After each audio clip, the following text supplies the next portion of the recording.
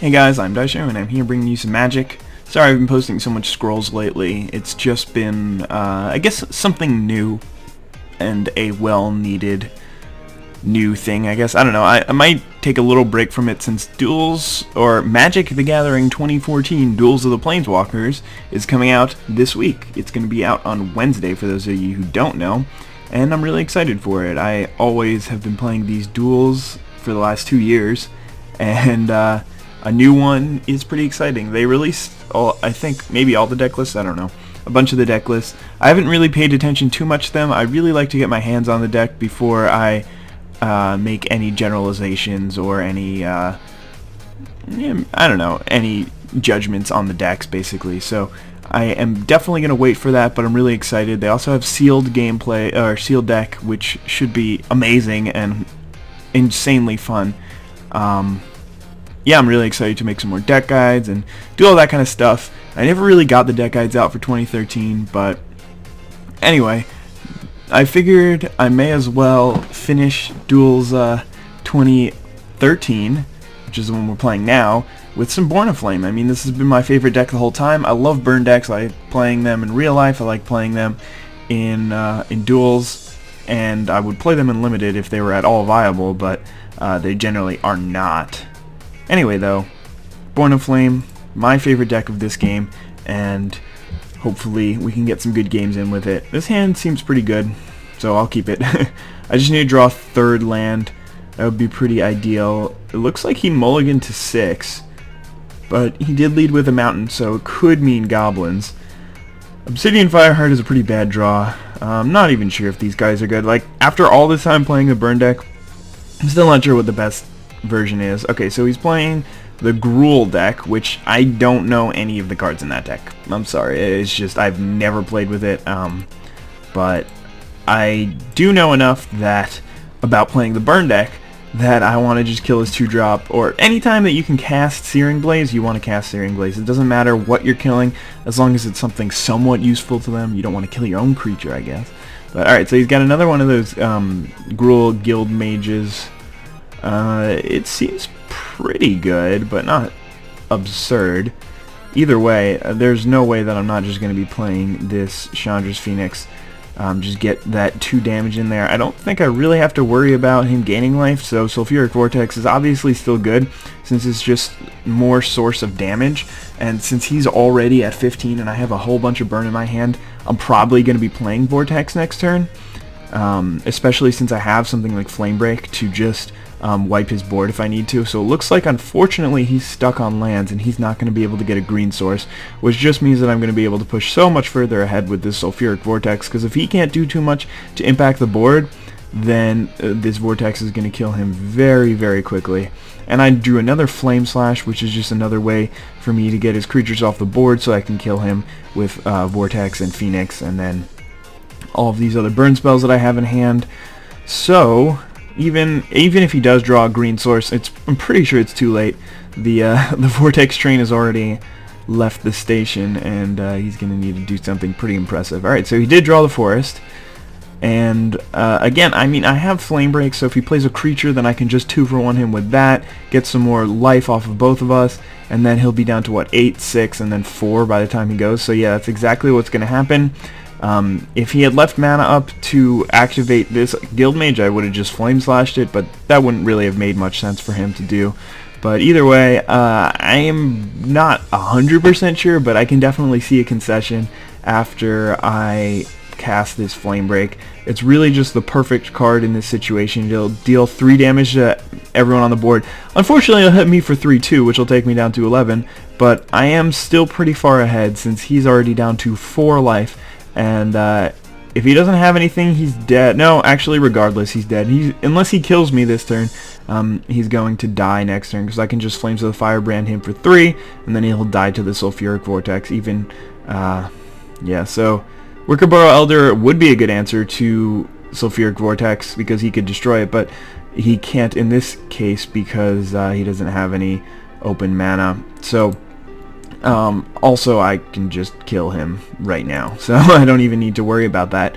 But yeah, he did stumble on mana a little bit, and it might have ended up being a different game, but I mean, I did end up at 9 life, you have to note that I probably would, or I might not have played Sulfuric Vortex. Actually, I definitely would not have played Sulfuric Vortex if he was ahead on board already. So just the fact that I knew that I had an advantage, I pressed it with my Sulfuric Vortex, not really the other way around. So hopefully he'll stay in and we can get another game, because I don't think that... Oh, he's probably switched decks to one that can destroy me. This hand is nowhere near as good, because I don't have a consistent source of damage like I did.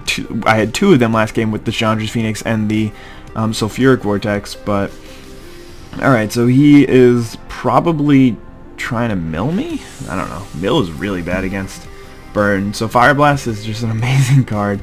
It's pretty funny how they give you... Sometimes they just give you these cards, but casting this card in... Oh, he switched to friggin' auras. Okay, so like he switched to auras and he's probably gonna get the nut aura draw with his 90 card deck. But you know, it happens. So obviously I can't burn his invisible stalker, and alright, no Imperial armor, but Geisha Ain't Chaff probably. Either way, I mean, there are still cards that I can draw to get out of it. I can draw Flame Break, something, or Chain Reaction. Both of those would work. Earthquake is basically the same thing in this scenario. Alright, see what you got. Nothing. Okay. I can deal with nothing. I can beat nothing. So, right now, I'm just going to ship the turn. And I've got a Flames of the Blood hand, which I'll probably cast at his end step. There wasn't really anything worth killing. So a Chain Reaction would be a really sweet draw here, because he is dealing some damage to me, which is not fun. And he's got hexproof threats that I can't really deal with. And I'm still pretty far away from killing him. I think I'm just going to burn the... well, that's actually a weird choice of words. But I'm just going to use this Flames of the Firebrand, since if he does... There are very few creatures that he has in his deck that I just want to kill with damage. And... I have a Flame Slash for if that situation arises.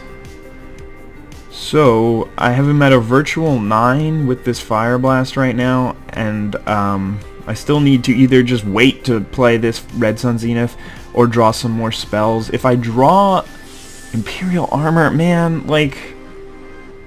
Alright, well, gonna speed up the clock a little bit.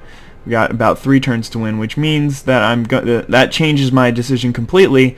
And if I do just draw like a land or something like that, I'm just gonna cast this Red Sun Zenith. But hopefully I'll draw a spell. Oh, all right, I'm just gonna cast this Red Sun Zenith because I need to kill him as quickly as possible.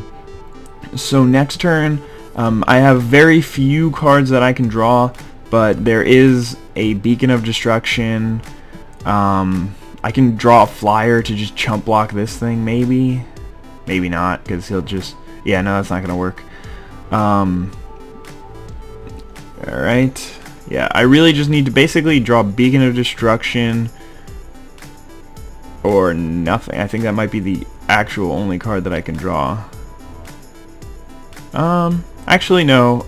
I could survive another turn if I draw a flyer. Searing Spear. That doesn't seem like it will be enough. I can actually just take him down to 2, which really sucks. I just needed last turn to not draw land and to draw a spell. But I mean, I guess that's pretty reasonable. So yeah, I can... Yeah, there's no way I can win. The Hexproof deck is really good against me, but either way, I would have for sure won this game had he not drawn this Imperial Armor. And I mean, the fact that there's 2 Imperial Armors in the deck and he's running 90 cards and he happened to draw one of them is pretty lucky. And there aren't that many other cards that beat me. If he had played an Aura plus a Daybreak Coronet, that also would have beaten me. But, you know, I mean, that stuff happens. I don't know why he turned this into a 3-1, but whatever works, man. Whatever works. Let's see if he'll stay in for a 3rd game so that we can get a decisive game 3. Come on, Fudge Pudge. We can do it. Alright. This seems okay. Really depends on what deck he's playing. He's probably sticking with the same one, Chain Reaction will be pretty good against him. Searing Blaze will be less than pretty good against him. But if he does play something like Aven Mimeomancer, then that would be a nice thing to get. If I just keep drawing lands, Inferno Titan might just be my my strategy here. Alright, so he is playing the same deck, and he's starting off with an Invisible Stalker on turn 2 yet again. But that's okay. Let's draw like a Chandra's Phoenix. Not Outrage. See, that's the problem with this deck. I mean, it's just really this matchup, because almost every other deck has a lot of creatures that you want to kill. I took out a couple of Chandra's Outrages, but there's still a decent amount of them. Like, I just hope he plays Guys of Saint Traft here. That would just be, it would make my day, because Chain Reaction just kills it. Come on, do it. Oh, he doesn't have it. Alright, that's fine. Let's, God, I want to do something, but there's really not much that I can do here. I can just kill his Invisible Stalker with his Chain Reaction, but I'm going to wait to see if he plays another Aven Fleetwing, I guess. I don't know. Indestructibility, so yeah, maybe I should have considered killing it last turn, because that's not going to happen anymore. Which is actually really bad, because if he does have a Daybreak Coronet, then I literally have no answers to it in my deck, other than just trying to kill him. I guess Sulfuric Vortex would be an answer to it. There's a Fire Blast.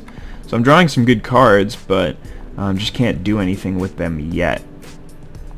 So, come on. We're just hoping for no Daybreak Coronets. Mammoth Umbra is not ideal either. I think I did make a mistake. I should have just killed the Invisible Stalker, especially considering that that deck doesn't really have that many creatures. But we'll see how quickly we can kill him. I mean, Inferno Titan kills people in like 2 turns, and with a Fire Blast, that will definitely be the case. So we'll see what we can do. If he just tries to like chump block with, or play a creature to chump block, then I can just Searing Blaze it. If he has a pacifism or something like that, then we're very dead.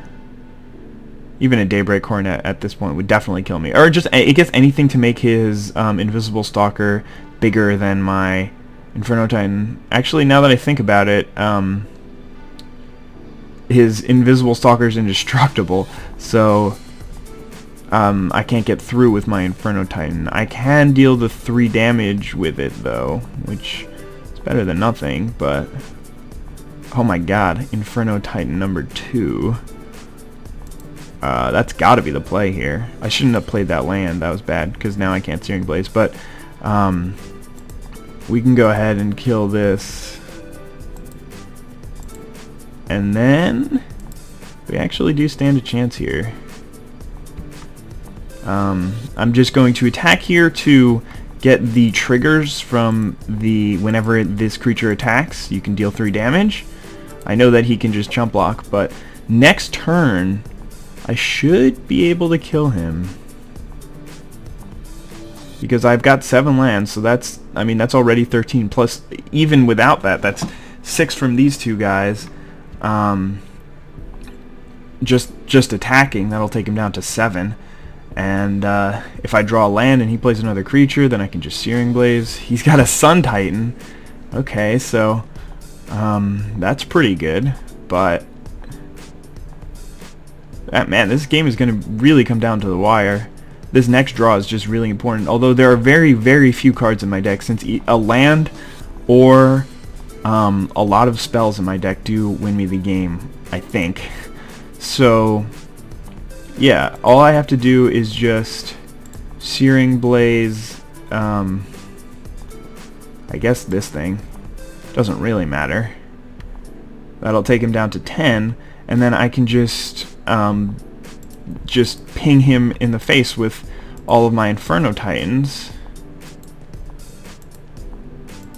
All of my Inferno Titan triggers. It's a lot, I know. And then I can just hit him with, I guess I may as well just do this now, even though it's kind of pointless. And then I can just hit him with my Fire Blast for the game. Let's cast this. Let's cast this. Hello. Can I please cast this? Oh, game doesn't want to let me cast my spell.